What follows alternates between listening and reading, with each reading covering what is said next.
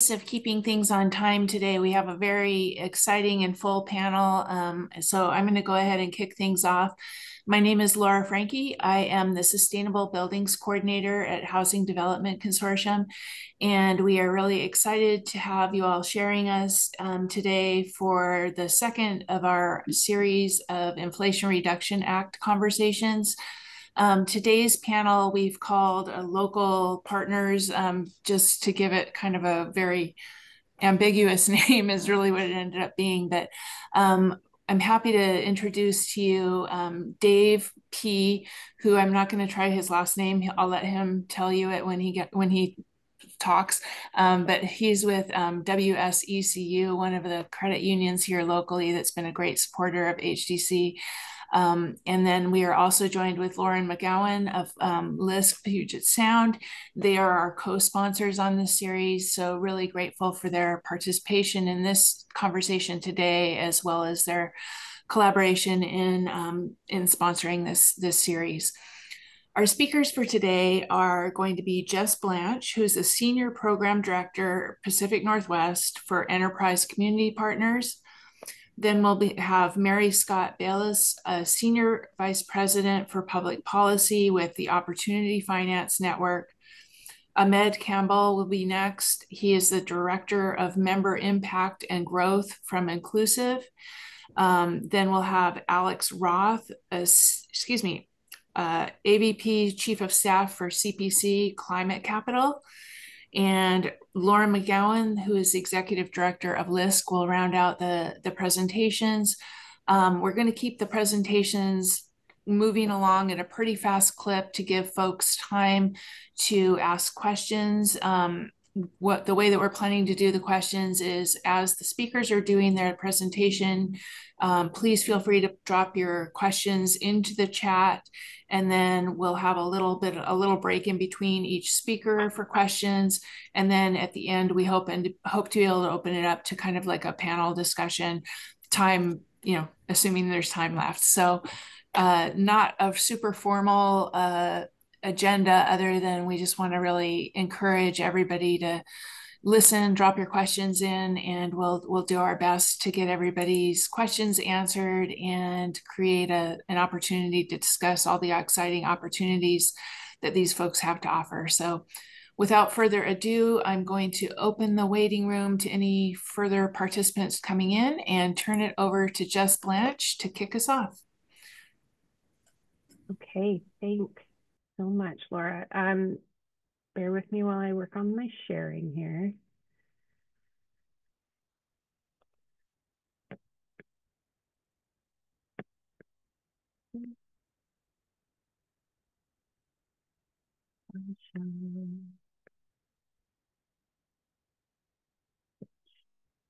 Okay, we see that okay? Okay, we just practiced this and I feel like I forgot what we were doing. Hi, everybody. I'm Jess Blanche with Enterprise Community Partners, and I am here sort of representing PowerForward Communities to give a little bit of an introduction to the Inflation Reduction Act and Greenhouse Gas Reduction Fund work that is happening in our work. So PowerForward Communities is a coalition of 5 organizations that are partnered up for the Greenhouse Gas Reduction Fund. Enterprise, Habitat for Humanity, LISC, and Rewiring America and United Way. So we're all sort of leaning on our individual strengths. So obviously Enterprise and LISC have a lot of work in multifamily affordable housing. Habitat has a lot of workforce development expertise. Rewiring America, web-based tools and trainings. And then United Way obviously has a huge network of partners.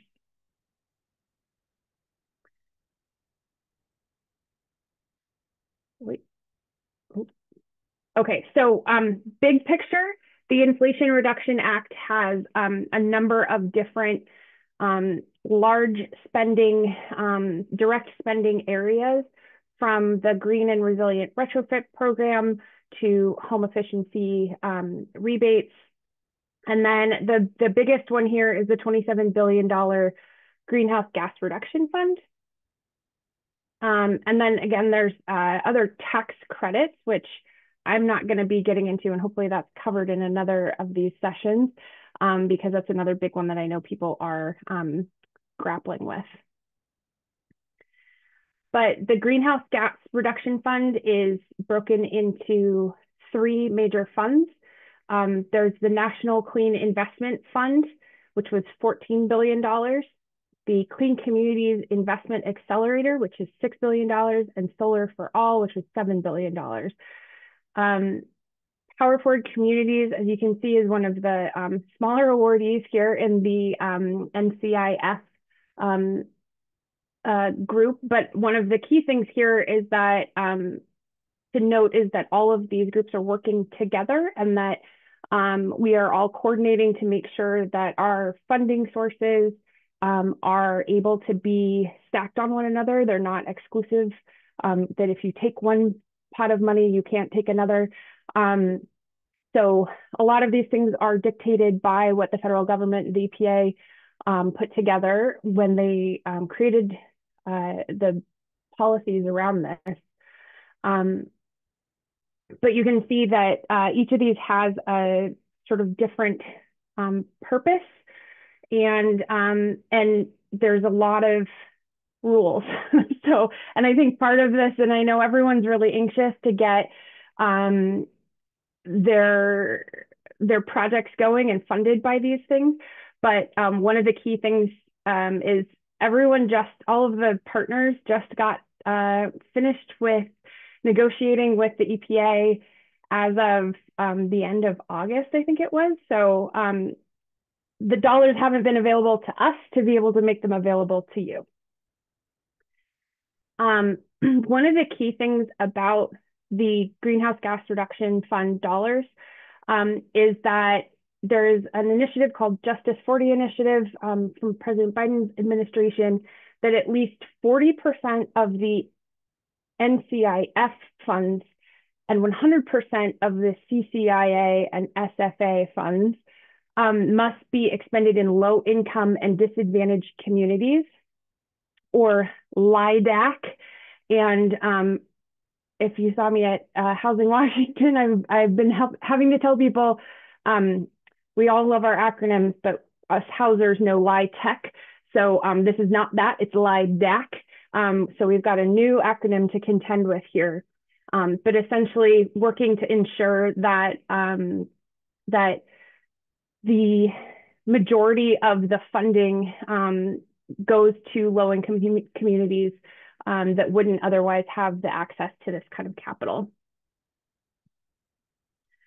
The qualified projects for what can be funded under NCIF includes reducing or avoiding greenhouse gas emissions, or assisting communities to reduce or avoid such emissions, reducing or avoiding emissions of other air pollutants, or assisting communities to do so, delivering additional benefits within one of the following: climate change, clean energy and energy efficiency, clean transportation, affordable and sustainable housing, training and workforce development, remediation and reduction of legacy pollution, or development of critical clean water infrastructure.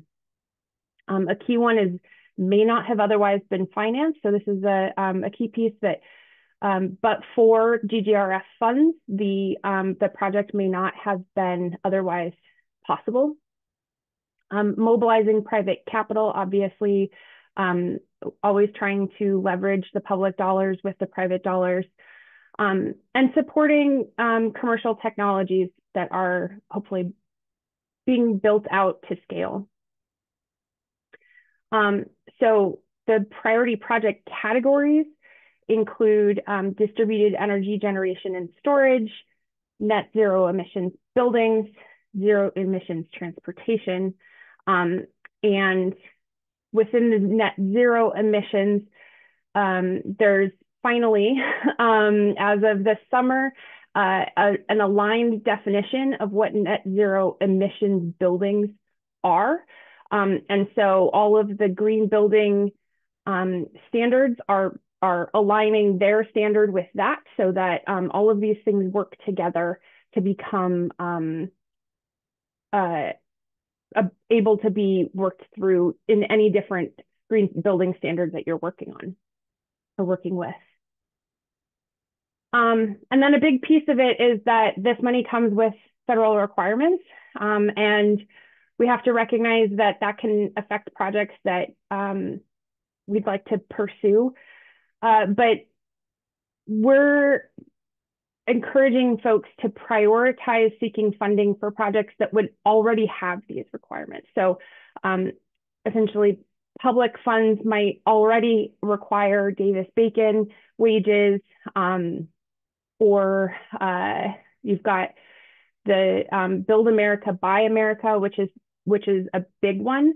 And you know, this is a really key thing, and I think is underscored by the importance of this long-term transition. We're really trying to bring some of these industries, or a lot of these industries, back onshore that have been moved offshore to other countries. So we're really hoping that this investment of public dollars will help drive the ability for the dollars to stay in local economies. So it may be slightly difficult right now to find things that are built in America or manufactured in America, but we know that the whole all of the hard work that everyone is doing to move these industries back to the U.S. is really key in the long-term investment that that the Inflation Reduction Act is making. And then PowerForward Communities will have a suite of products that can be employed for qualified and priority projects.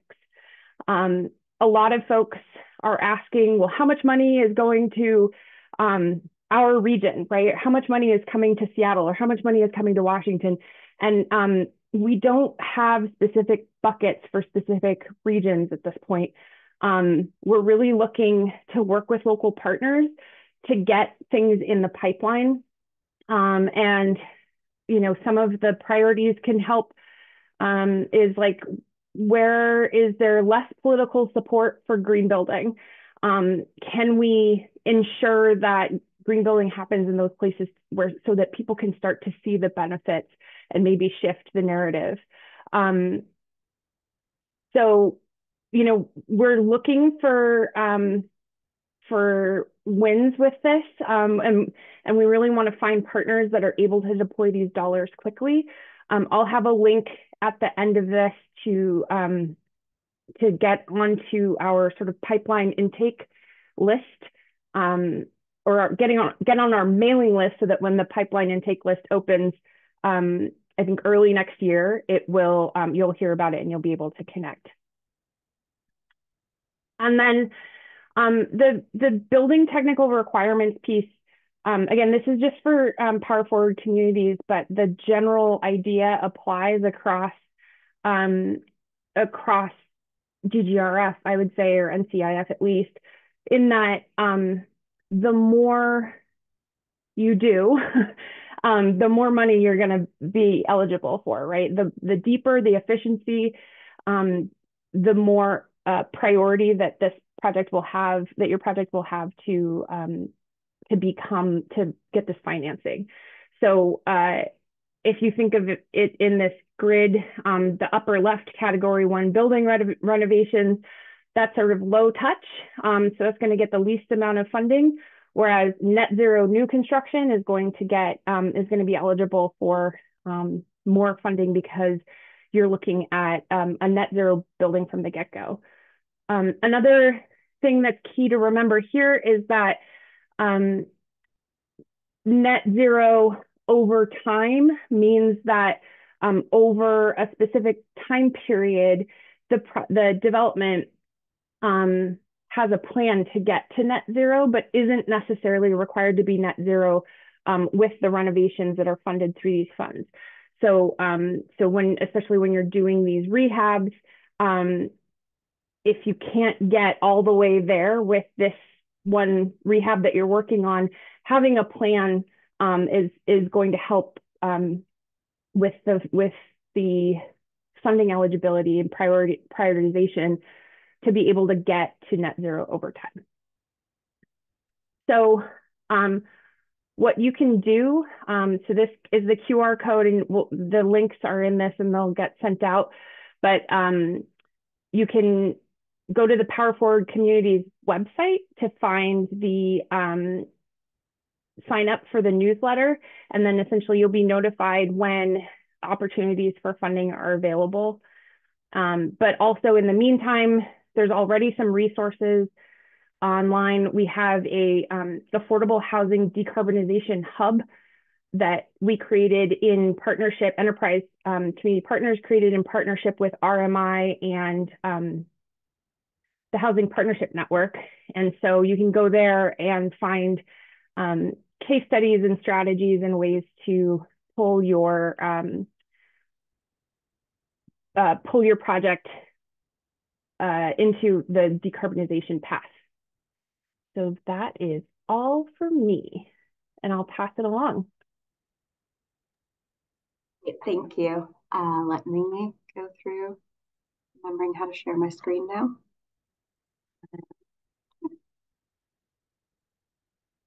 All right. Think you should all be able to see the slides now. We're good, correct? Yep. All right, great.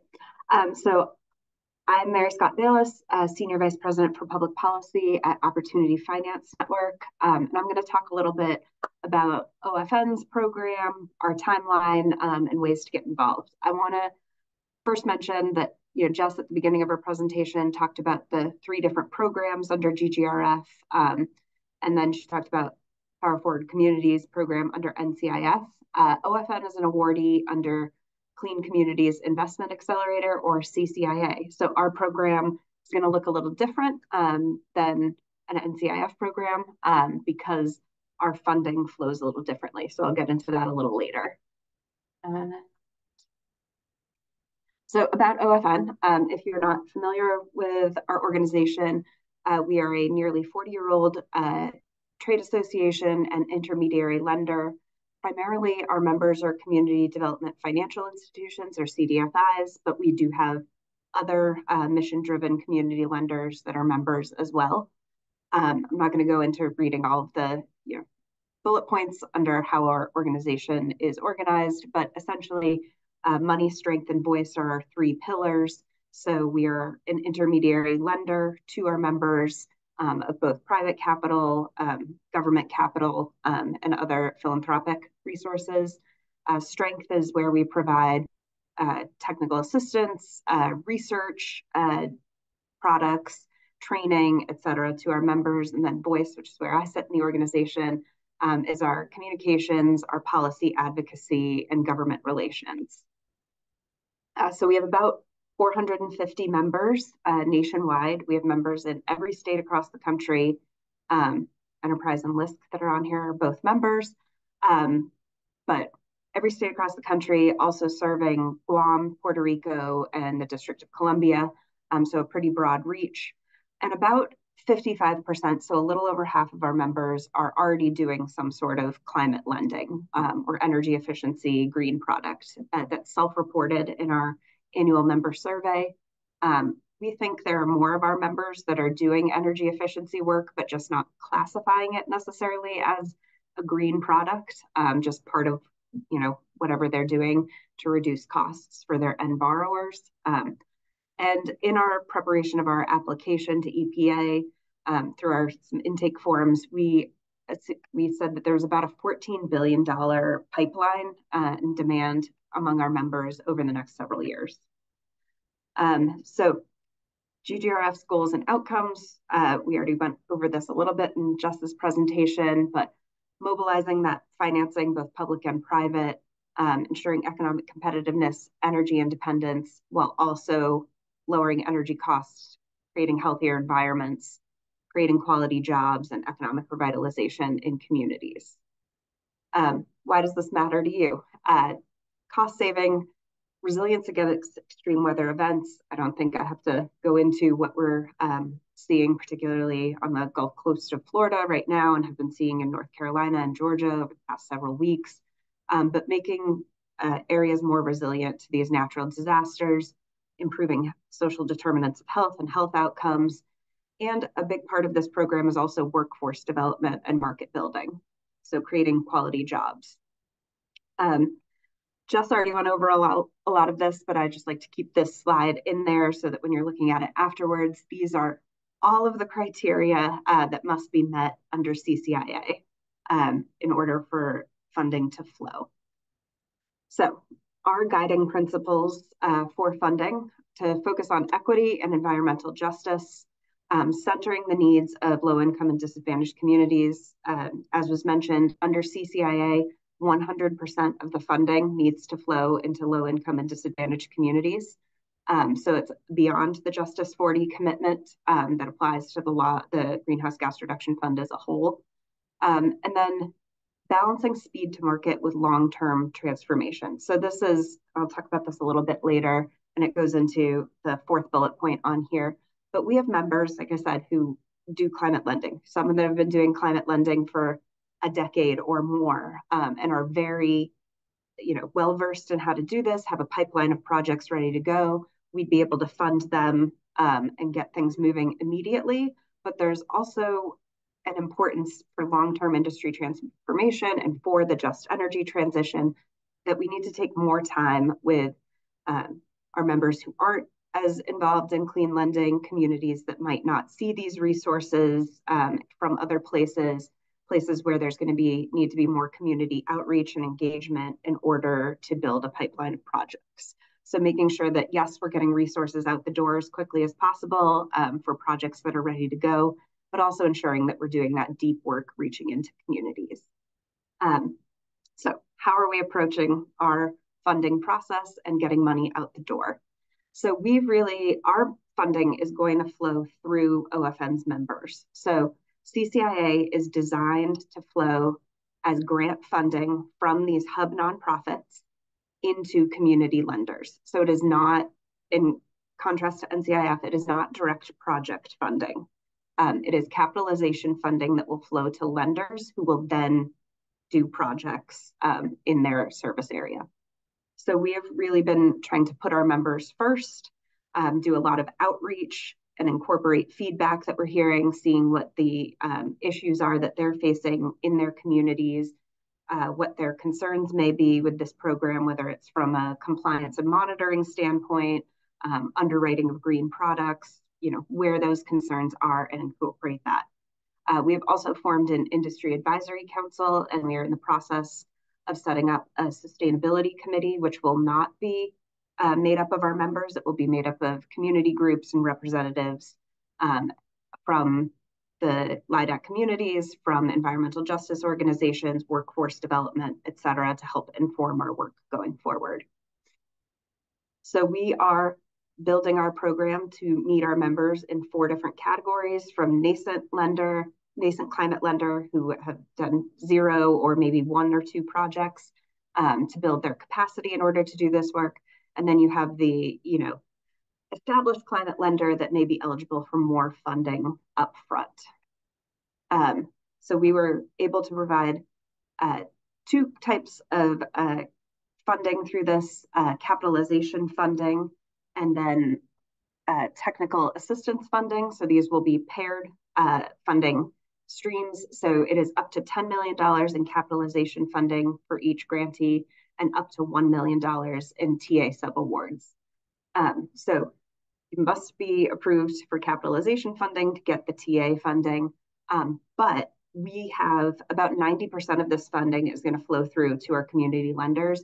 OFN is through our portion of the award is going to be providing capacity building and technical assistance training to our members as well. And so if you're a nascent lender coming in, you may not be immediately eligible for capitalization funding, but we have training, and other resources that we are able to provide to our members. So the most exciting part, we are launching our application tomorrow. So we are very busy getting everything together for that. We are going to do a pilot round for this round of funding for an application. So, and I'll talk a little bit in a subsequent slide about what that pilot looks like and who we're, is eligible to apply through that. But this will be, it's a 6-year program. We are planning on doing multiple allocations of funding each year. So this is not if you miss one tranche of funding, you're out of luck. We do believe that this is going to take ongoing funding. We think members are going to come back possibly multiple times to reach that $10 million cap as their capacity and pipeline grow. So we are opening the application tomorrow. And then we plan on announcing that first round of funding first quarter of next year. And then by second quarter of next year, opening up our second round of funding, which will be the first non-pilot round, and then continuing that process moving forward. So we think this pilot will allow us to kind of test and learn as we go with the application, get feedback, ensure that this is a brand new program for EPA, for OFN, for the other awardees. It's new to a lot of our members. Typically before, we've been providing debt capital to our members. We've done grant programs, but this is the largest one that we've done, and it's new to our members. So we're doing this pilot to have a small group that we can kind of use to get feedback and refine our process before we open it up to the full 450 of our members. So these are the 3 categories that you have to go through to be eligible for the pilot program. So the first one is pretty standard.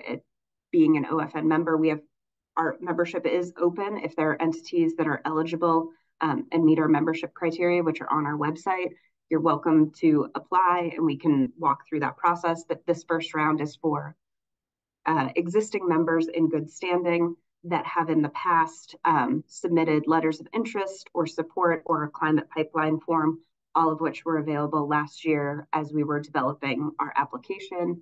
And then there's a screening that they have to do for the nascent lender self-assessment.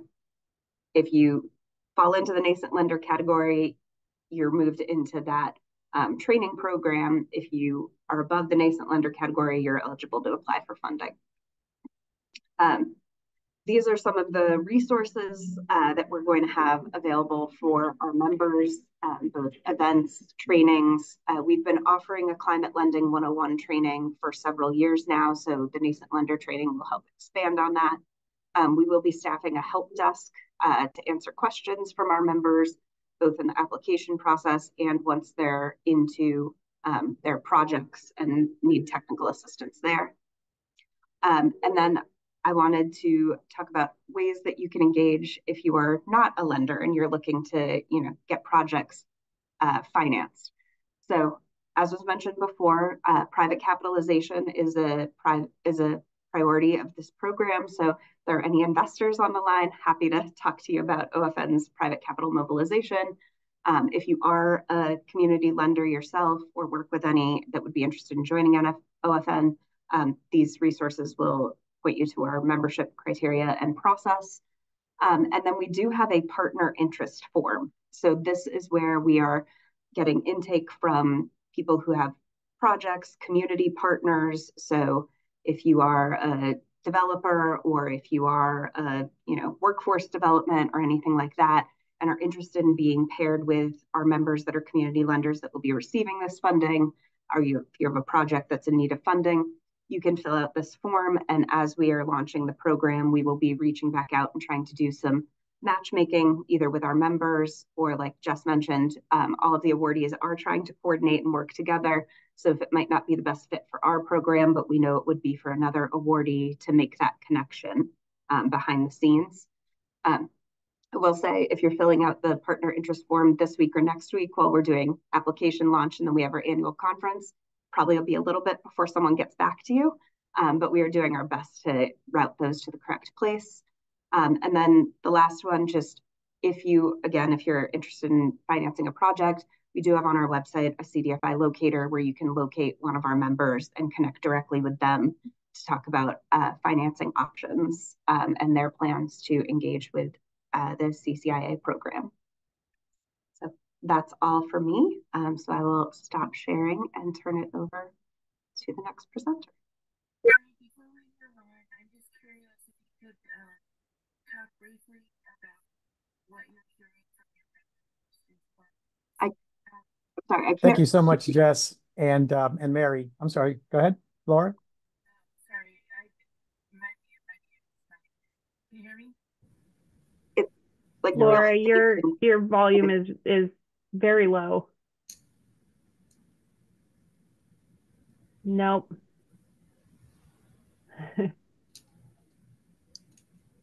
Maybe Ahmed, you can just run with it. Happy to. Again, I want to thank Jess and Mary for making my presentation a little bit easier. I won't spend too much time going over the alphabet soup that all of us have become too accustomed to, but essentially want to provide you with a little backstory about Inclusive and our efforts with launching the Clean Communities Investment Accelerator program. We're a little different than what you heard from the prior presenters. Inclusive itself is a nonprofit. We actually celebrated 50 years. So we've been around a little bit, and we've really stayed true to our mission, which is actually helping the low to moderate income people in those communities, those underserved, under-resourced communities, really achieve financial independence, and it's through credit unions. We are a certified CDFI intermediary, and as well as a CDFI itself. Our offices are located across the country, most recently Puerto Rico, Guam, and now the U.S. Virgin Islands. So our reach continues to extend. But specific to Inclusive itself, we have a representation of more than 500 community development credit unions that manage just under $320 billion in assets. 22 million members are served by credit unions themselves. About 5-6 years ago, Inclusive actually launched our Center for Resiliency and Clean Energy before a lot of the buzz got going, because we had recognized that there were a lot of needs specific to those underserved and under-resourced communities. So talk about the timing of actually having some things actually in motion, and then having the IRA program get launched really worked hand in hand with a lot of our efforts. One of the things that we're very proud about is that we actually launched a training program in conjunction with the University of New Hampshire that actually trains credit unions, lenders, and developers on solar and green lending. This is a free program. I'll emphasize it is free, and it's open to virtually anyone that's really interested in furthering their knowledge about green lending. Through this program, we've actually trained, now I think it's over, it's in excess of 400 community lenders, 750 plus of their staff over this period. And that's resulted in these credit unions actually having over $3.38 billion in green lending programs, products actually extended out to their membership. So I just want to say again, from the perspective of a CDFI, a community development credit union advocate, credit unions have been doing and leading green lending for years. From our research, the surveys we received back is that we have 341 credit unions that are already marketing green loan products. And many of them don't even advertise it as such. I think that's what one of the things that was actually shared earlier on, Mary was sharing, is that you're doing green lending in just various forms. But when you really look at what that impact is that we're talking about just over a 4-year period of time, $1.5 billion in green lending has been invested over that period. We've had 175 credit unions send almost 350 of their staff through the program that not only provides the training, but even post that through our alumni association, technical assistance to actually help them continuing to build their programs. And we want to kind of like shape of what that green lending looks like. it's not, it's not limited so much as, you might think where we're thinking about just like solar lending, but it does speak to things like efficient appliances, efficient heating and cooling systems. And as I mentioned, credit unions are already actually doing this type of lending, whether it's through unsecured loans, whether it's through EV hybrid car loans.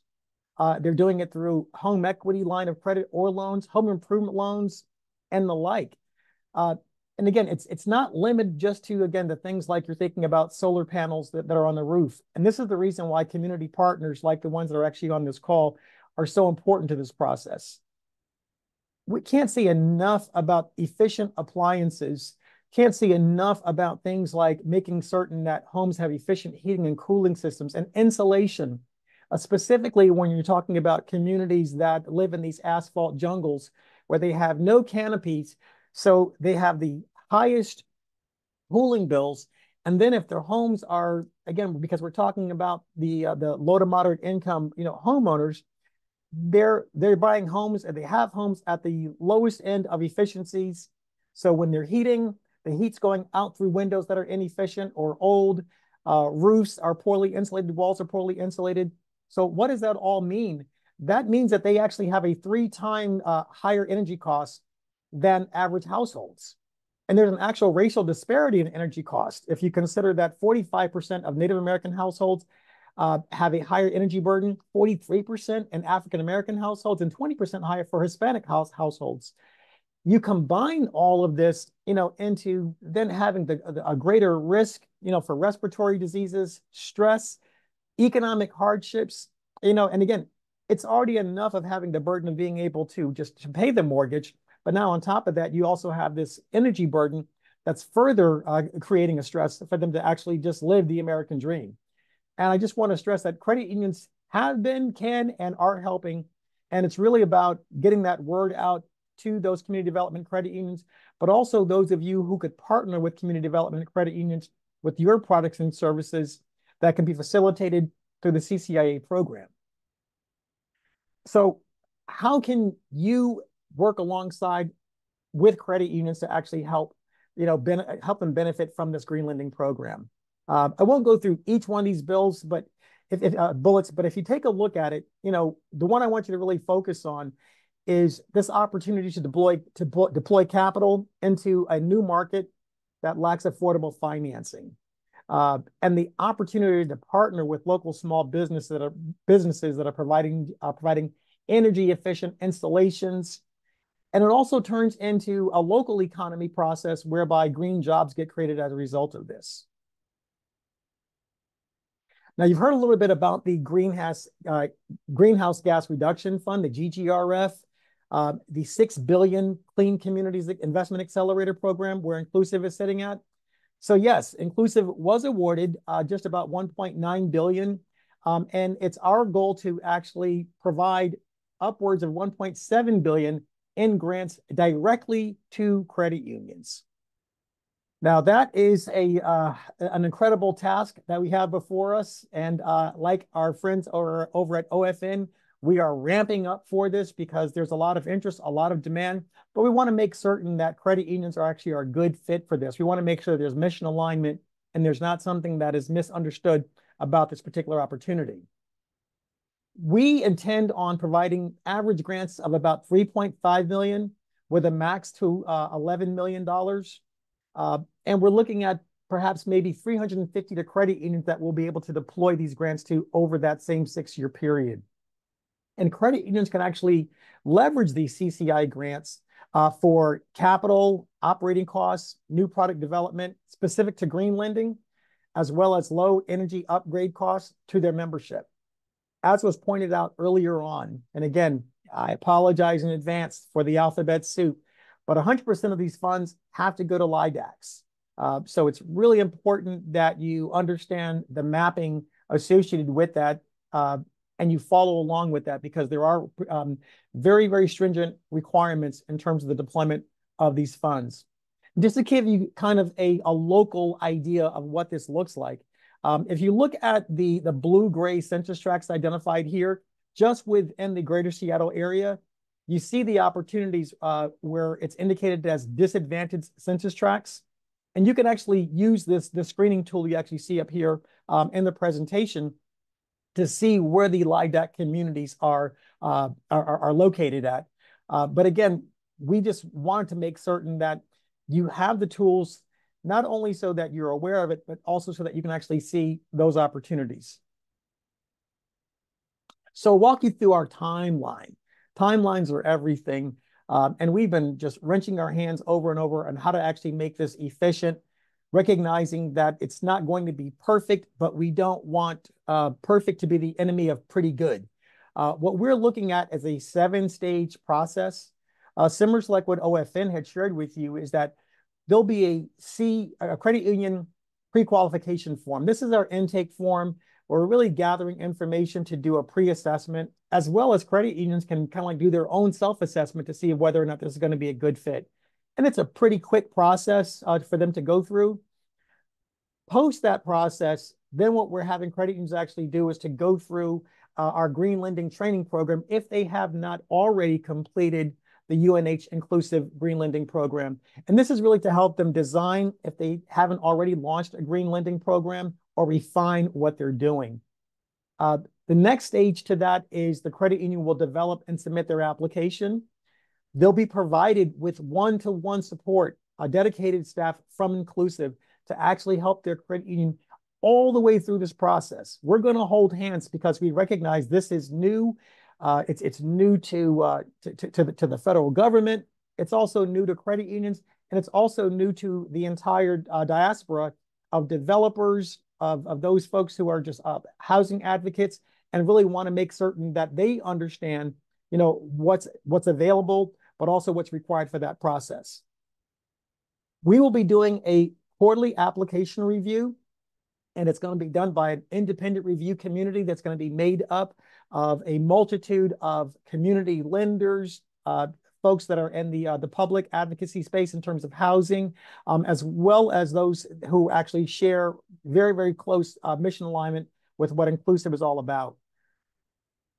The next process, again, following in a quarterly process, generally taking about a month, we will then be announcing our grant awards, going through the decision and the contracting process.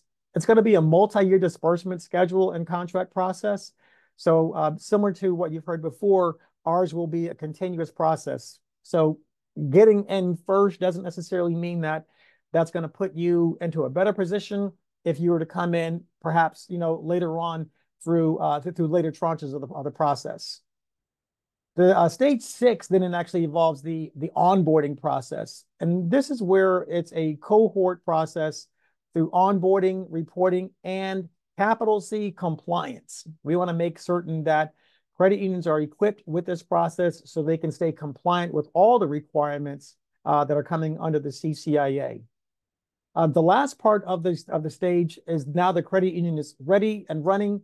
They've got their CCIA green lending program up and running, but you're not left alone. Inclusive stays with the credit union again throughout that entire process. One of the things I also want to emphasize, we're opening up this grant program to all credit unions. There is not a requirement for you to be an Inclusive member. We are a membership organization, but we are leveling the playing field, and we really just wanted to make certain that all community development credit unions, or those who actually have green lending within their scope as part of their DNA to actually help the underserved communities to actually do better and build a more resilient, sustainable economy, that's our decision to actually open this up to all credit unions throughout this process. So there's so much more to come. We are, having town hall discussions. We're having meet and greets where we're collecting information, but also sharing information. And as the QR code actually shows here, you can also take part in our free green lending trainings. You can visit Inclusive's website to get more information about it. But for those credit unions that are also interested, we're also welcoming you to actually complete the GGRF intake form. And that just gets you really onto the track so that you're able to really understand this process and stay connected to what we're actually doing moving forward. And with that, in consideration of the time, I'll conclude my presentation and turn it back to you, Laura. Thank you. Thanks, Ahmed. I'm gonna can folks hear me now? Okay, I leave my video off. I'm going to turn it over next to Alex, who is going to be going forward with us. And then again, if anybody has questions along the way, please feel free to drop them in. Thanks, Laura. Good afternoon, everyone. My name is Alex Roth, and I am Chief of Staff for CPC Climate Capital, which is a new subsidiary of the Community Preservation Corporation, or CPC, that was created to manage $2.4 billion of NCIF capital for Climate United's multifamily housing strategy. So I'd like to start with a brief introduction to CPC, CPC Climate Capital, as well as our coalition, Climate United, and then I'll share some more information with you about how we can work with you in your communities. So to start off, the Community Preservation Corporation is a nonprofit multifamily lender and investor that was founded 50 years ago as a direct response to the issues of disinvestment and distress in New York City's communities. And we've since grown to become the largest CDFI in the nation, focused solely on multifamily housing. We're a construction lender, an equity investor, and a mortgage lender through our national mortgage company as well.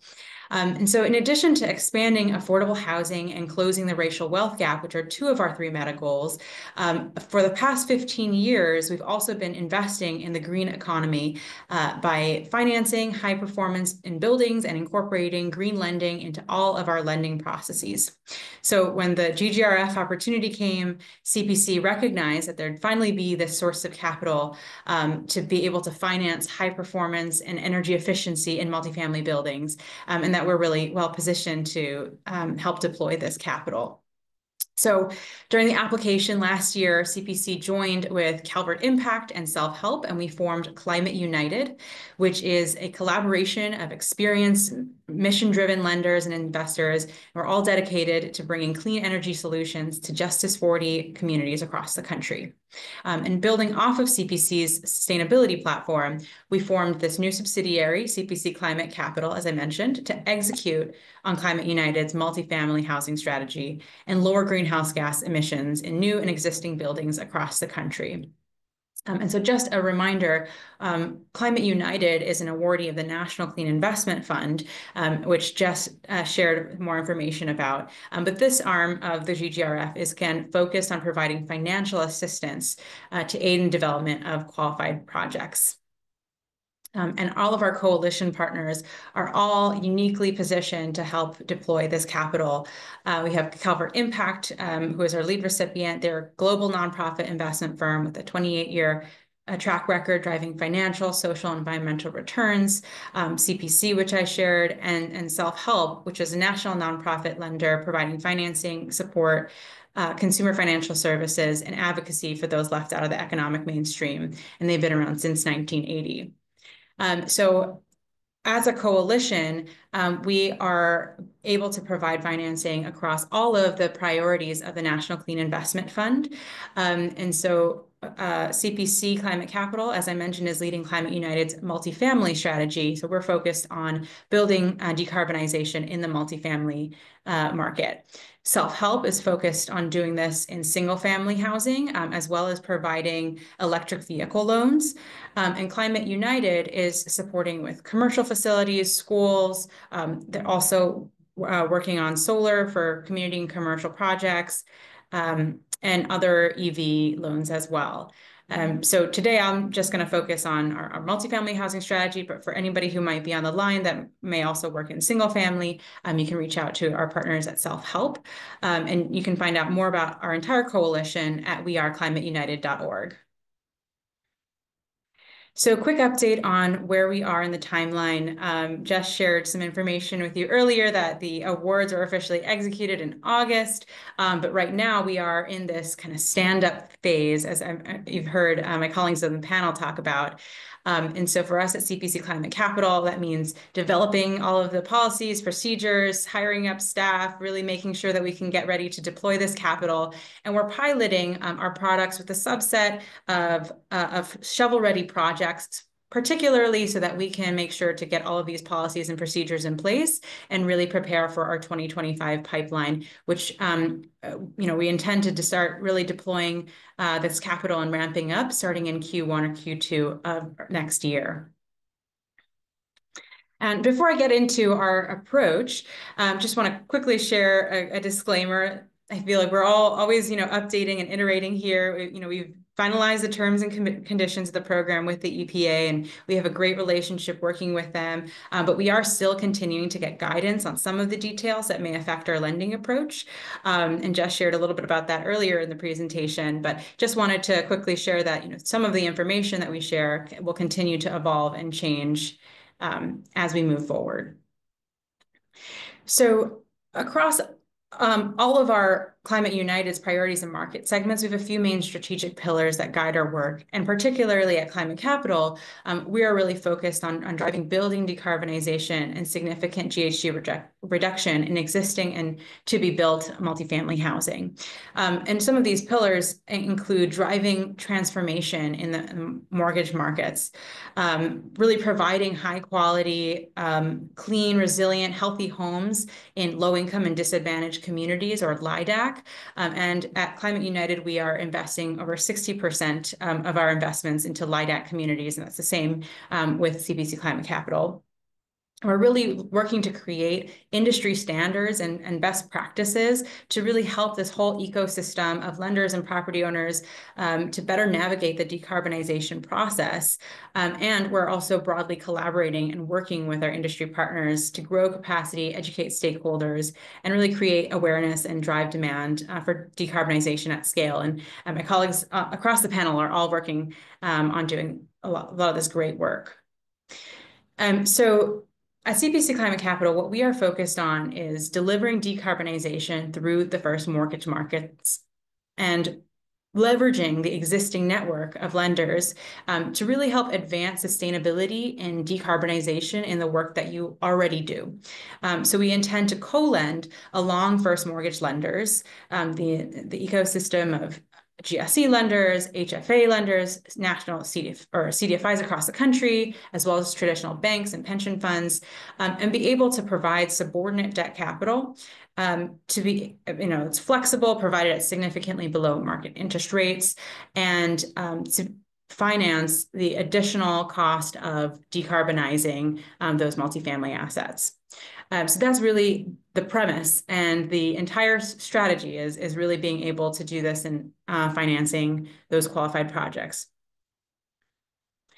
And when we talk about building decarbonization, we're really talking about these three elements: energy efficiency, reducing the energy consumption, really going for an all-electric property if possible, or electrifying where you can, and then also clean power, so providing solar, community solar, or other types of clean energy. So these are kind of the three, core tenets that we're focused on, and our performance standards really help us to achieve that. And we understand that we can't have this transition happen overnight. And so we have a tiered approach to be able to reach our clean air boost, which is our highest standard, that really hits on all three of those priorities. So our entry tier is save a ton, which is save a ton of carbon per unit. And that roughly equates to about a 20% energy reduction per unit annually. For this, we also want to see a zero over time plan to see how are you going to get to zero carbon over time, and get to an all-electric plan or be able to add clean energy, et cetera. But this is really kind of the entry tier to be able to access our financing. Then the next level up is clean air, and this is a 35% energy reduction and all-electric systems and appliances. Then we have our clean air boost, which is kind of the top tier, a 35% energy reduction, all electric, and powered solely by clean or renewable energy. So we have these three tiers, particularly in retrofits of existing buildings, especially because we see that it can be most difficult to be able to decarbonize existing buildings. With new construction, we're aiming high here, and we are only offering the Clean Air Boost category. And of course, since instead of reducing energy, we're kind of looking to avoid some of that carbon up front. So we're looking at a modeled energy use of at least 10% better than the latest modeled energy code, as well as all electric systems and appliances and powered solely by renewable energy. So these are the performance standards that we're offering, and we have, this is the minimum requirement to be able to access our financing. One of the things that I find really exciting and innovative about our approach is that we're looking to size loans based on a calculation of amount of carbon reduced or avoided. So we're looking at sizing loans by $8,000 per ton of carbon that the project would reduce or avoid. And this is calculated based off of the social cost of carbon and thinking about how much it takes to actually decarbonize a unit. And there's a lot of thinking that has gone into this, which my colleagues can probably share much more information about. But that's essentially the premise of how we're looking to size these loans. And we're looking to be able to offer more flexibility on the interest rates depending on the affordability of the asset, as well as the level of decarbonization or which standard you look to hit or able to hit. So just to quickly get into our financial products, as I mentioned, really we're looking to provide subordinate debt capital for these projects, but we also have not only a subordinate construction loan, we also have subordinate permanent loans for completed projects. And we're also looking to provide a pre-development loan as well to help cover some of the soft costs or pre-construction activities that are required to help understand how do you get to one of our performance standards? How do you calculate how much carbon you're able to reduce in your building? And start benchmarking and doing all of the pre-work associated with actually decarbonizing buildings. So for the interest of time, I'm not going to get too much into the financial products, but I do want to share that we have our term sheets available now on our website, cpcclimatecapital.com. So you can go ahead and go to that website, learn more about our products, as well as access those term sheets and our performance standards there. So next steps, as I mentioned, we are looking to begin our deployment more heavily in Q1 or Q2 of next year. So in the meantime, we highly encourage you all to review our performance standards, our term sheets, start to assess your portfolio for upcoming capital events, and start benchmarking your baseline energy consumption and greenhouse gas emissions using Energy Start Portfolio Manager, because that will help to speed up the work that needs to happen once you start to come and access this capital. If you are a building owner or a developer, we encourage you to connect with your first mortgage lender and let them know about the program. We also are going to be offering our intake form at cpcclimatecapital.com, same website where you can find the term sheets. If our intake form is not already up there, it should be there very soon. I think Jess mentioned earlier in the presentation that there are all kinds of other IRA incentives that will be able to work with the NCIF capital. So we really encourage kind of the braiding of the additional financing options. And lastly, we also have been focused on sustainability here at CPC for 15 years, as I mentioned, and we produced several sustainability guides, and that's available on our website as well. So we highly encourage you to check those out to learn more about financing high performance in your buildings. And with that, just wanted to share a few more ways to contact us and learn more, but really appreciate the time. And thanks for having me here today.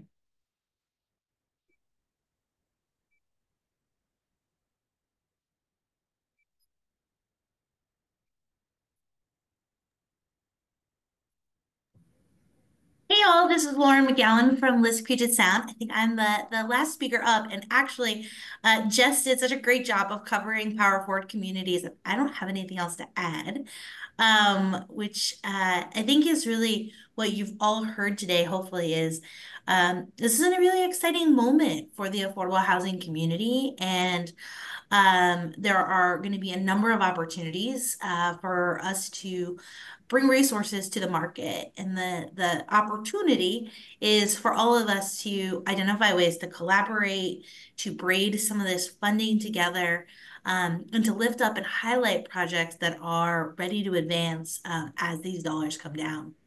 There continues to be a lot of unknowns, as you've heard, but every day we're learning more, and we're excited to make sure that you all as a community and through HDC and Enterprise and LISC and all of our community partners, we're able to deploy these resources. So we'd love to just open it up to the floor and see if anybody has any questions for any of our great presenters. Lauren, can you hear me? This is Laura. Okay. Yes. Reese asked a question in the chat. Washington Energy Code is already the most stringent in the country. How are we going to get 10% better than the latest model energy code? And I think this was based on something that Alex said just a couple minutes ago in the qualifications.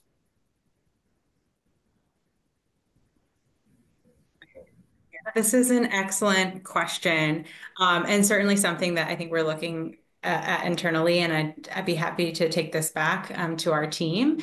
I think one of the things I'll share is we are really trying to encourage with retrofits of existing buildings, but we are also still taking a lot of this feedback and trying to understand how we can really make this work across the country. So this is definitely something that I know our team is working on, and would love to take back and share more with you in a little bit.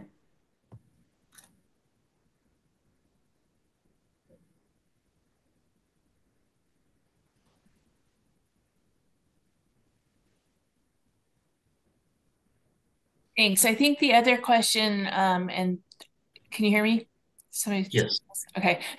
The other question I think that would be relevant to this, to our participants is we recognize that a lot of these dollars are going to be funded or channeled through an additional source, whether it be a CDFI, credit union, or other lender.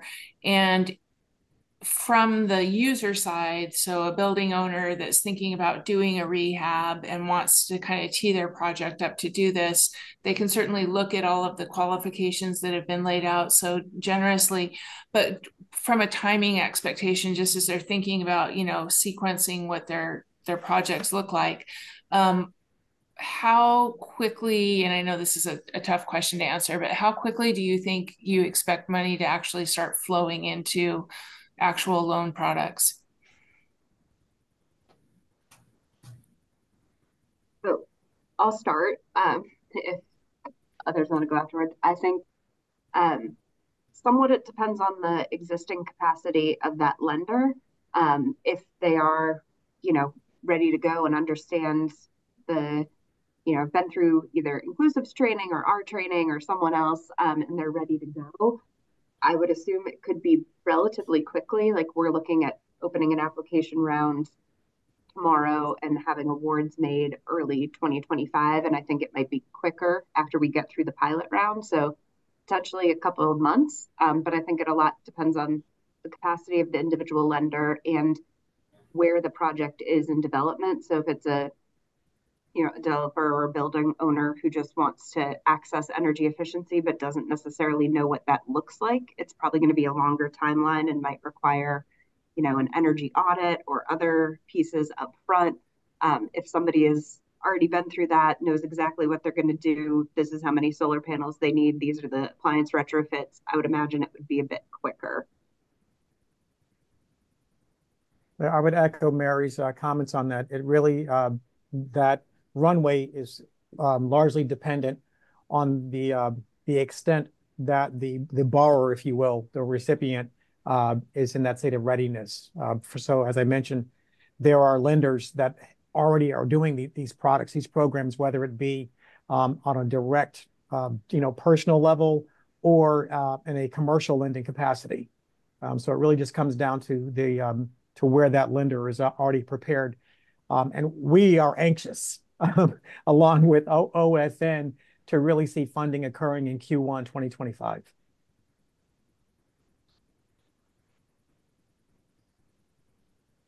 Yeah, That's I'll great. add from Power. Oh, sorry, Alex, go ahead. Oh no, just to add, we're also anxious to get going, and we know we have to build the car as we drive it, but we are, like I mentioned, trying to begin deploying more broadly in Q1 or Q2 of 2025, and so if we can get there sooner, we certainly will. But that's sort of where we're targeting right now. Yeah, ditto from the PowerForward side. And we are starting to have conversations with developers though. So if you have projects, if you just want to, talk to a partner, we're very open to doing that right now with the caveat that we don't have all the answers.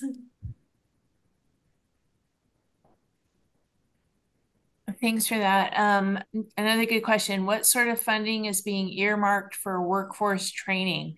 Mary mentioned energy audits, and we here in Washington have a shortage of energy auditors in order to meet the requirements for accessing some of these funds. Yeah, since references something I said, a couple of things on workforce. I think with all of this, we're still figuring out some of the details. I think there's a couple different ways of workforce funding. So one is direct partnerships with, say, community colleges or other providers who may be able to provide training. Some of it's connecting our CDFIs to existing places where that happens. We're also looking at what is working capital for a business that is going to be installing solar panels or doing energy audits. For example, not related to GGRF funding, but we have a member in Maine that they are partnering with a local community college to do training to train people to do home energy audits.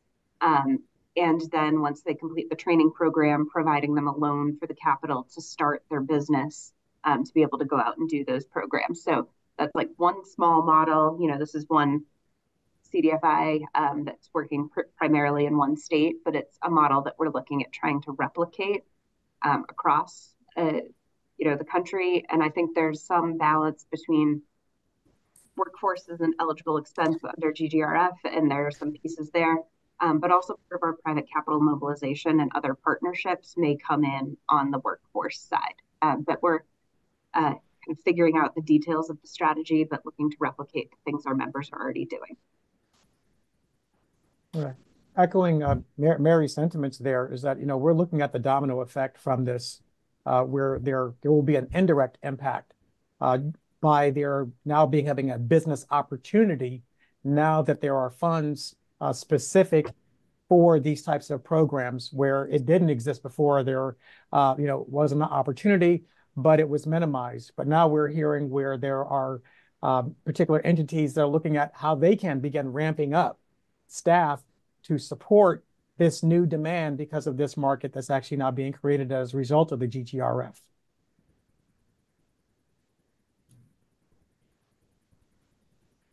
That's great to hear. I'm curious about the distribution as loans. I know there was some conversation about perhaps some of the loans would have interest rate dependent on amount of energy savings achieved. Will there be any grants made out of these funds, or is it all set up and earmarked to be done as loans? And if there are grants, what kind of a what would we be considering in that realm? And it's okay if there's not. I'm just curious. Yeah. From an inclusive standpoint, we are issuing grants. So grants are being awarded directly to natural person credit unions. How they leverage those don't necessarily have to be a specific loan itself. It's going to go towards product development, training, awareness. So, again, it's not necessarily going to be a one-to-one where the funds must be lent, but again, a lot of it also is going to come through technical assistance and just training in itself, where there are unknowns, just as they're going through about this process of developing different programs. So I want to make sure that I clarify that in that regard, that it's not necessarily a loan that has to be made with the grant funds, but it's really about developing a sustainable and a resilient program that is going to have that impact on those LIDAC communities. And I'll just say for NCIF, and maybe Jess, this is where you're going to go as well, but the NCIF is designed as the program where we have to put out loans. So all of the financial assistance does have to come out in the form of loans or other structures that are essentially not grants. However, we do have flexibility in how we offer that capital, and so we are looking to have really flexible solutions and work closely with partners to make this work. We do have some funding earmarked for pre-development that can help go out as grants. So while we do have a pre-development loan, as I shared, we are considering being able to offer pre-development grants for deeply affordable projects. So that's one way that we're able to offer some grants, but it's very like I mentioned, majority of this funding through the NCIF will have to be through financial assistance. Thank you both for those clarifications. That's super helpful. I'm going to stop coming up with the questions and just open it up to the group on the line. Please feel free to unmute yourself or raise your hand or drop it in the chat. And then Dave and Lauren, feel free to go ahead with anything that you have. And Reese, you're up. Sorry, I seem to be occupying a lot of the question time period here, so I'll try to make this fast. But I'm just curious if yesterday's presentation mentioned that some of the projects that were done in since 2022 would be eligible for some of these federal loan program funds and et cetera. I'm just wondering within this group if that's an option. Speaking specifically to a community that we've built that we are kind of short on, but we are supposedly hitting the ILFI net zero mark, and wondering if there's any way to kind of retroactively apply for any of these funds given that property. Thanks. Yeah, I can share. So these are projects that were completed a couple of years ago, you're saying, but there's a bit of a gap and you're looking for some financing support. Is that right? We just completed it Okay. maybe April. Yeah. Awesome. So yeah, at CPC Climate Capital, because one of our products is a direct to permanent loan, if it has been completed to our performance standards, which it sounds like it has, we will be able to offer a direct permanent takeout for the scope of work that helps to reach that standard. So we'd love to connect you with a member of our team and talk more about that project.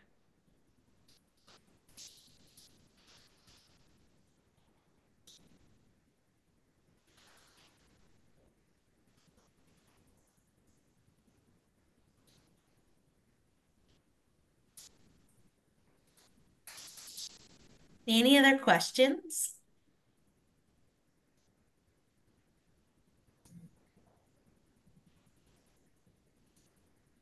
Okay, I'm just going to keep asking questions. Can you hear me? Yes. Okay.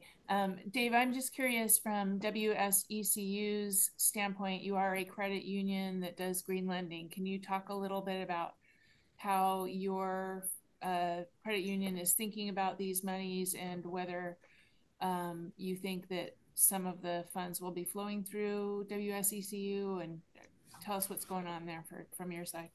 Yeah, absolutely. First, I wanted to say that I am a graduate of the UNH Green Lending Program. And for those of you that haven't had an opportunity to access that inclusive free training program, it really is helpful. And it provides a tremendous amount of support and understanding, and paves the way to be able to create a program. At WSECU, we are just creating the program, so we're not already giving. We have programs like electric vehicles and some appliance and some support like that, but we haven't really gone full tilt yet. And so we're looking at being able to access some of the support to help to grow our program, to be able to train more people and to be able to create a broader access as well as collaborate. One thing that really strikes me during this is, first, there is a lot of information here. I don't want to jump the gun, but I have to, on behalf of everybody, just thank you, Jess, Mary, Ahmed, and Alex for taking the time to share all this information with us and being very generous with that time and information. It's appreciated, and this conversation is so helpful on many different levels. It just points out all the possibilities and all the ways in which we can hopefully collaboratively really make a difference. And I think that's where it's at. The newness of this program is also quite striking. So I think that by continuing to have the conversation, by continuing to check in and support one another as this begins to move from concept to defining what it is that we want to do and how we can go about it, and how then we are working with those that are either issuing loans and or grants to be able to grow individually and collaboratively together will be an exciting process to watch, but also a learning process. Because it's also new, I think that there'll probably be some insights and changes as it goes along. As long as we stay open and have opportunities like this to have the conversation. And special thanks again to Laura and Lauren, really, who have done a tremendous amount of work to put together this Learn at Lunch series. It's striking how much information is available to here and how much we have an opportunity to learn from this, not only as listening as a lender, but figuring out how you are thinking, the ways that you're looking at this, and all the different ways that we can access and engage with the program as we go further.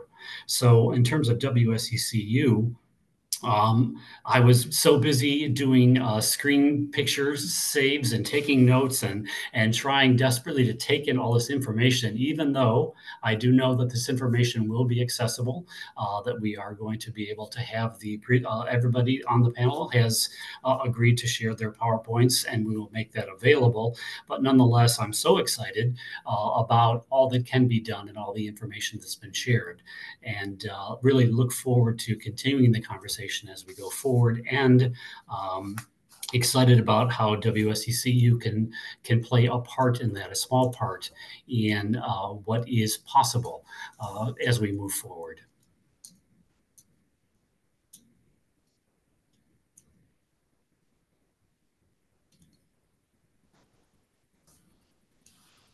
Thanks, Dave. How's my sound right now? You hear me? Very good. Okay. Sorry, guys. I'm the one with technical difficulties today, apparently. Well, I will do a last call for questions from the group of attendees. And if not, we can go ahead and wrap up. Again, thank you so much to our panel. I really appreciate all of the information that you shared. It is a very exciting time to see, get the parameters as you're working on it. Like I forgot who said it, but building the car while you're driving it is a very apropos way to think about what's going on right now. So thank you all so much for your time. Thank you to everybody who attended. I'll work on getting these presentations out late today or early tomorrow. And stay tuned. There are 4 more segments coming. We've got 2 next week and 2 the following week. So next week it's Wednesday, Thursday. The following week it's Tuesday, Wednesday again. So again, just thanks to everybody that assembled and took time to join us today. Have a great afternoon. Thanks, everybody. Thank you all.